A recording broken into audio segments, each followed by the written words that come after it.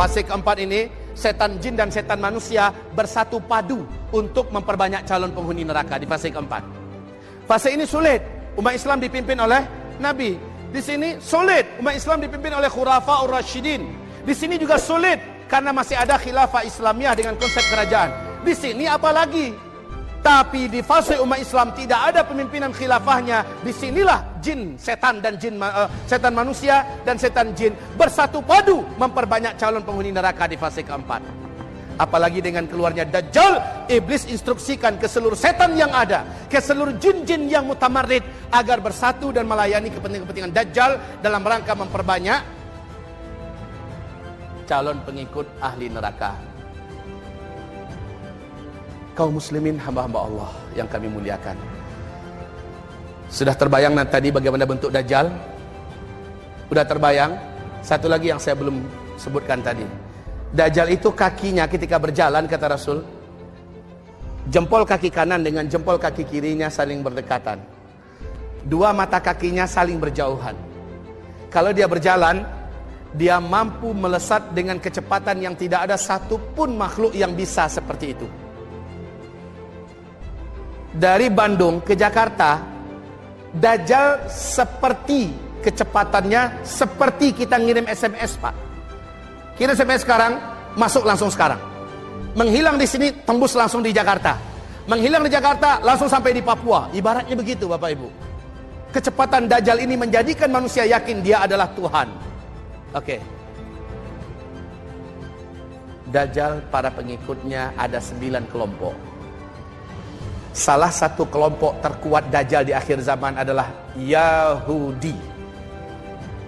Termasuk wanita, termasuk kelompok pengikut Dajjal. Dan kaum munafikin. Terkejut? Dan kaum munafikin. Ketika Dajjal keluar, mereka akan menyembah Dajjal, sujud kepada Dajjal. Nah, ciri-ciri, tanda-tanda Dajjal akan keluar, kata Rasulullah Sallallahu Alaihi Wasallam di dalam hadis yang diriwayatkan oleh Fatimah binti Qais. Diceritakan hadis ini oleh Fatimah binti Qais. Hadis ini sahih Imam Muslim. Di dalam sahih Imam Bukhari juga ada. Hadis ini, kaum muslimin yang kami muliakan, digelari oleh para ulama dengan gelar hadis Al-Jassasah. Kenapa hadis Al-Jassasah? Tamim Ad-Dari bercerita, saya dengan 20 awak kapal terombang-ambing di tengah laut Yaman. Ombak lautnya setinggi-tinggi bukit dan gunung. Kami tidak mampu mengendalikan kapal. Langit gelap, hujan lebat turun, petir menyambar dan angin sangatlah kencang. Akhirnya kami terdampar di sebuah pulau di tengah laut Yaman. Di malam hari, kami tunggu sampai besok pagi. Lalu kami turun seluruhnya dari kapal, masuk ke dalam pulau itu. Sesampainya kami di tengah pulau, kami berjumpa dengan seekor binatang berkaki 4 bertubuh besar dan tinggi. Binatang ini bulunya hitam dan tebal. Kami ketakutan melihat binatang itu. Saking tebal bulunya, kami tidak mampu membedakan mana bagian kepala tu binatang, mana bagian pantatnya. Tiba-tiba binatang itu menyeru dan memanggil kami. Kami ketakutan, kami lari meninggalkan binatang tersebut. Karena kami menyangka dia adalah jin betina atau setan betina. Ketika kami lari, dia sudah mencegat kami di depan. Dan berkata, kalian tidak usah takut dengan saya. Saya tidak akan menyakiti kalian. Saya adalah Al-Jassasah. Nah ini, makanya hadis ini digelari oleh para ulama dengan gelar hadis Al-Jassasah. Saya adalah Al-Jassasah. Saya memata-matai orang yang masuk ke pulau ini, menanti-nanti kapankah orang-orang dari Arab akan terdampar di pulau ini. Apakah kalian datang dari Arab? Tamim Ad-Dari berkata, benar, kami dari Arab. Sudah lama kami menanti-nanti kedatangan orang dari Arab di pulau ini. Pergilah kalian ke kuil tua sana, kata binatang ini kepada Tamim Ad-Dari dan rombongannya. Di kuil tua sana ada seorang lelaki yang sudah sangat lama menanti-nanti kabar berita orang-orang yang datang ke pulau ini dari Arab. Datanglah kalian kepadanya. Kami lari tunggang langgang meninggalkan binatang itu menuju ke tempat yang ditunjuknya. Sesampainya kami di kuil tua itu, di bangunan tua itu, mata terbelalak, mulut ternganga. Ada apa? Karena menyaksikan seorang lelaki bertubuh gompal tergeletak di lantai. Kedua kakinya diikat dengan rantai besi yang sangat besar dan berat. Rantai itu menyambung ke kedua tangannya, diikat dengan rantai besi yang besar dan berat itu. Dan rantai tersebut pun menyambung ke lehernya, dan lehernya dibelenggu dengan besi yang besar dan berat. Laki-laki itu tidak mampu bergerak. Kami berkata, celakalah engkau, siapa engkau? Kata laki-laki itu, nanti aku akan kabarkan kepada kalian siapa saya. Apakah kalian datang dari Arab?